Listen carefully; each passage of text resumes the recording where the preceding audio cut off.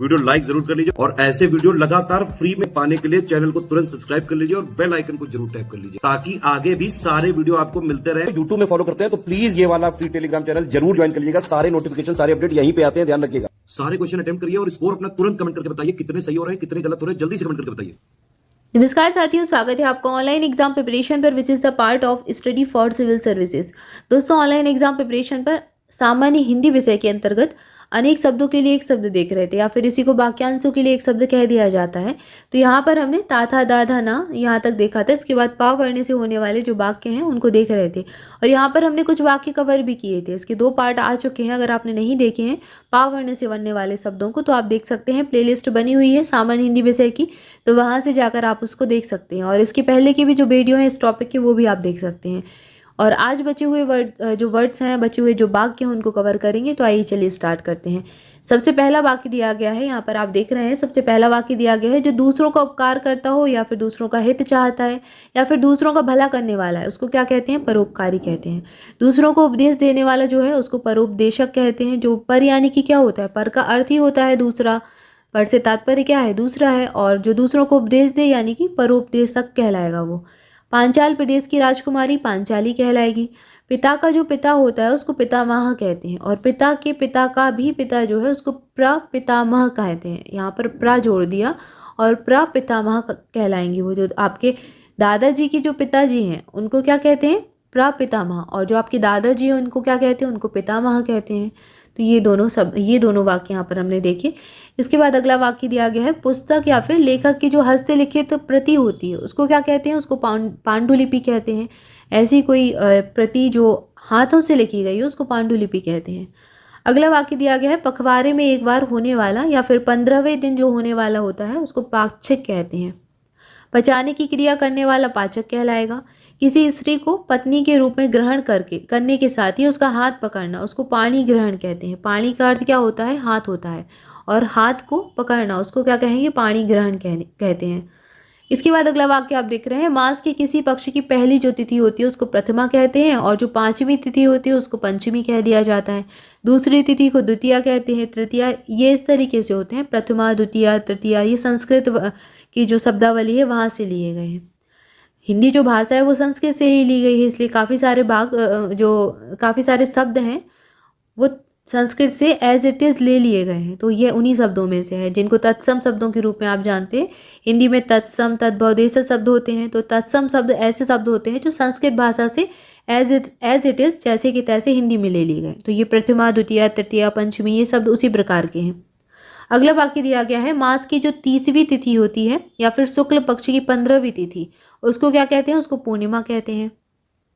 प्राण की रक्षा करने वाला है उसको प्राणत कहा जाता है। गांव की वह सभा जिसमें पंच लोग झगड़ों का निपटारा करते हैं उसको क्या कहते हैं? उसको पंचायत कहते हैं।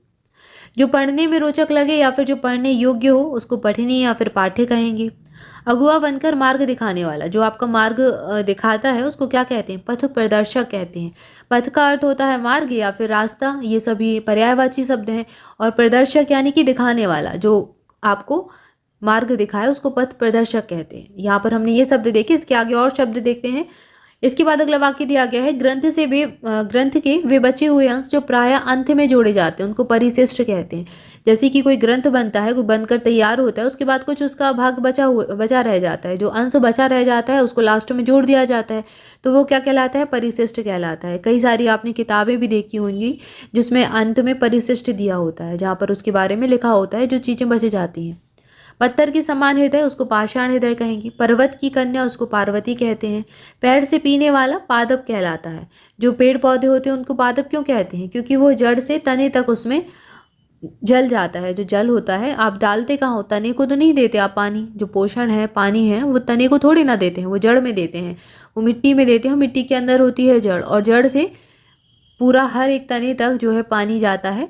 तो इस प्रकार उनको पादप कहते हैं क्योंकि वो पैर से, जड़ उनकी क्या होती है? पैर ही होती है ना पेड़ पौधों की, तो वो पादप कहलाते हैं। इसके बाद अगला वाक्य दिया गया है, जो पर्दे के भीतर है उसको पर्दानशी या फिर पर्दाशीन कहेंगे। प्रतिकार की भावना उसको प्रतिचिकीर्षा कहेंगे। प्रतिचिकीर्षा। जो शुद्ध किया जा चुका है उसको परिमार्जित कहते हैं। इंपॉर्टेंट वाक्य है ये, परिमार्जित, ये कई बार एग्जाम में पूछा भी गया है। इसके बाद अगला वाक्य दिया गया है, ऐसी वस्तु जो किसी से पाने योग्य हो उसको प्राप्तव्य कहेंगे। जमानत करने वाला प्रतिभू कहलाएगा और वापस बुलाया हुआ प्रत्याहूत कहलाता है। यहाँ पर हमने देखा, इसके बाद अगला वाक्य दिया गया है, बिना अधिकार पराई वस्तु काम में लाने वाला उसको परिभोक्ता कहते हैं। जो परि यानी कि दूसरे की और भोक्ता उपभोक्ता जुड़ा हुआ है, उपभोक्ता यानी भोक्ता करना यानी उसका उपयोग करना। तो जब आप किसी और की वस्तु का उपयोग करते हैं उसको परिभोक्ता कहते हैं। चारों ओर से घिरा हुआ परिवेष्टित कहलाएगा। निराश या फिर पराभूत किया हुआ, ये क्या कहलाएगा? प्रतिहत कहलाएगा। ऐसा कोई व्यक्ति जो किसी और से निराश हो गया है या फिर किसी और की करनी से, किसी और के कर्म से उसके अंदर निराशा आई है तो उसको प्रतिहत कहते हैं। दूसरों से हत हुआ है, दूसरों से आहत हुआ है, आहत से बना है ये शब्द। कुत्ते का बच्चा पिल्ला कहलाता है। किसी प्रतियोगिता में विजेताओं को दिया जाने वाला उपहार उसको पारितोषिक कहते हैं, पारितोषिक। इसके बाद अगला वाक्य दिया गया है, जो पदों अर्थात काव्य के रूप में उसको पद कहते हैं। यहाँ पर पद शब्द दा के साथ रकार लगी हुई या फिर इसको पद्य भी कह दिया जाता है। तो यहाँ पर हमने पा वर्ण से बनने वाले सभी शब्दों को देख लिया। इसके बाद फा वर्ण से बनने वाले शब्द देखेंगे अगले वीडियो में। तब तक के लिए आपसे भी ऑनलाइन एग्जाम प्रिपरेशन के साथ जुड़े रहे। ऑनलाइन एग्जाम प्रिपरेशन के टेलीग्राम चैनल को ज्वाइन करना चाहते हैं तो डिस्क्रिप्शन में दी गई लिंक पर जाकर आप क्लिक कर सकते हैं, वहां से आप ऑफिशियल चैनल तक पहुंच जाएंगे।